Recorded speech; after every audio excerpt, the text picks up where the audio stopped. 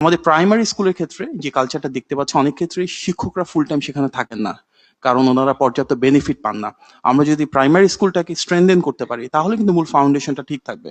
সেক্ষেত্রে নীতিগতভাবে কিভাবে সহযোগিতা করা যায়, প্রাইমারি স্কুলে যারা শিক্ষক রয়েছেন ওনাদের অর্থনৈতিক সুযোগ সুবিধা, সামাজিক সমৃদ্ধি কিভাবে বাড়ানো যায় সেগুলো নিয়ে আমাদের কাজ করার যথেষ্ট ইচ্ছা রয়েছে। সবাই জানি যে বাংলাদেশের একটা বড় সমস্যা হচ্ছে শিক্ষা ব্যবস্থাটাকে সার্টিফিকেশন বা রেকগনিশন ওরিয়েন্টেড চিন্তা করা হচ্ছে, যে শিক্ষা অর্জন করবে সামাজিক মর্যাদা বৃদ্ধির জন্য।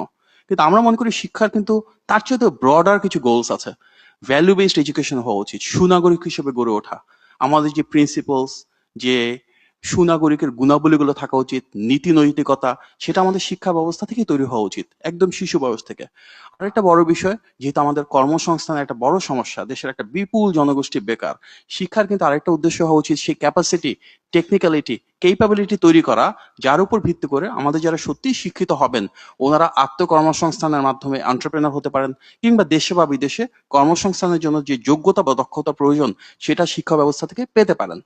তো এই যে দুটো অ্যাডিশনাল গোল, একটা হচ্ছে এথিক্স, একজন ভালো নাগরিকের গুণাবলী তৈরি করা, এবং দক্ষ এবং যোগ্য হিসাবে গড়ে তোলা, এই দুটোকে ব্রিজ করবার জন্য কিন্তু আমাদের শিক্ষা ব্যবস্থায় প্রয়োজনীয় রিফর্ম গুলো করতে হবে।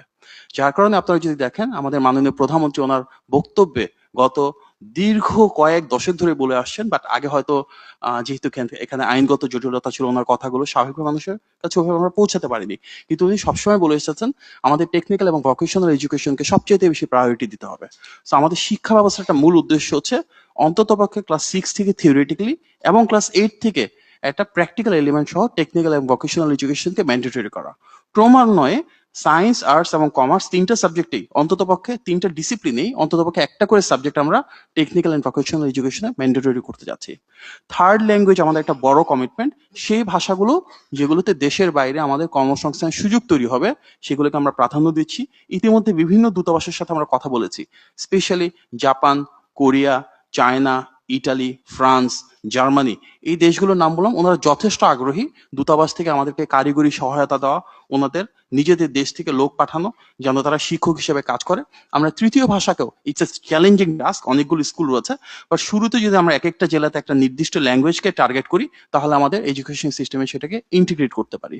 আমরা বলেছি 5% বাজেট উন্নত করতে চাই শিক্ষা খাতে, বাট এটা তার একদিনে হবে না, ধারাবাহিকভাবে আস্তে আস্তে বাড়বে। মাননীয় প্রধানমন্ত্রী বেশ কয়েকবার বলেছেন ওনার মূল উদ্দেশ্য এই বাজেটটা যেন ইনফ্রাস্ট্রাকচারাল ইনভেস্টমেন্টে না হয়, বড় বড় দালান কোঠা করা না, বরং আমাদের যারা শিক্ষক এবং শিক্ষার্থী রয়েছে তাদেরকে কিভাবে মেধার বিকশিত করা যায়, আরো বেশি ট্রেনিং দেওয়া যায়, ওনাদের কেপাবিলিটি কিভাবে বাড়ানো যায়, সেটার পিছনে মূল ইনভেস্টমেন্টটা হবে।